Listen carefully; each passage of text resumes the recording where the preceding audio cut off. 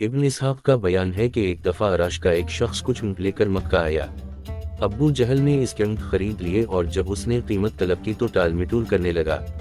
عراشی نے تنگ آ کر ایک روز حرم مکہ قریش کے سرداروں کو جا پکڑا اور مجمع عام میں فریاد شروع کر دی۔ دوسری طرف حرم کے ایک گوشے میں نبی صلی اللہ علیہ وآلہ وسلم تشریف فرما تھے۔ سرداران قریش نے اس شخص سے کہا ہم کچھ نہیں کر سکتے، دیکھو وہ صاحب جو اس کونے میں بیٹھے ہیں ان سے جا کر کہو وہ تم کو تمہارا روپیہ دلوا دیں گے۔ عراشی حضور صلی اللہ علیہ وآلہ وسلم کی طرف چلا اور قریش کے سرداروں نے آپس میں کہا آج مزہ آئے گا۔ عراشی نے جا کر حضور صلی اللہ علیہ وآلہ وسلم سے اپنی شکایت بیان کی۔ آپ صلی اللہ علیہ وآلہ وسلم اسی وقت اٹھ کھڑے ہوئے اور اسے ساتھ لے کر ابو جہل کے مکان کی طرف روانہ ہو گئے۔ سرداروں نے پیچھے ایک آدمی لگا دیا کہ جو کچھ گزرے اس کی خبر لا کر دے۔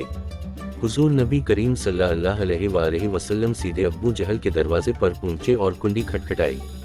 اس نے پوچھا کون؟ آپ صلی اللہ علیہ وآلہ وسلم نے جواب دیا محمد صلی اللہ علیہ وآلہ وسلم۔ وہ حیران ہو کر باہر نکل آیا۔ آپ صلی اللہ علیہ وآلہ وسلم نے اس سے فرمایا اس شخص کا حق ادا کر دے۔ اس نے جواب میں کوئی دوسری بات نہ کی، سیدھا اندر گیا اور اس کے اونٹوں کی قیمت لا کر اس کے ہاتھ میں دے دی۔ قریش کا مقبر یہ حال دیکھ کر حرم کی طرف دوڑا اور سرداروں کو سارا ماجرا سنا دیا اور کہنے لگا کہ واللہ آج وہ عجیب معاملہ دیکھا ہے جو کبھی نہ دیکھا تھا۔